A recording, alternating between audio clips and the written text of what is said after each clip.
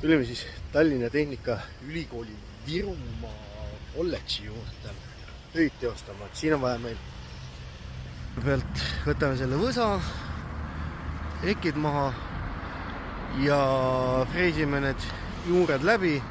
Siis siin see puu läheb maha ja läheb maha ka see puu siin. Ja siit lähevad ekid edasi.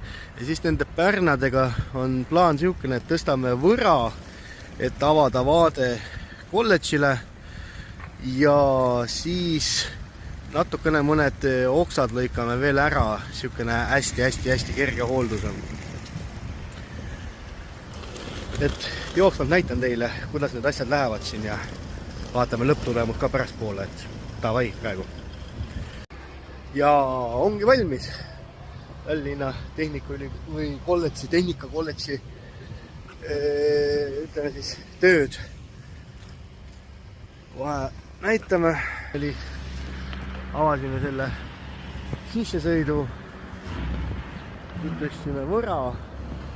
Siit on freesitud. Maarjas seal veel natukene freesib. Ja vaade majale ikka tuli välja.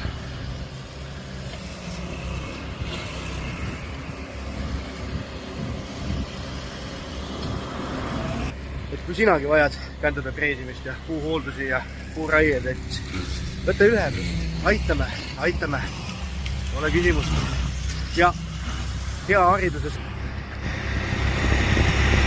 Siit. Teeniks aga ole tubli ja ilusat päeva.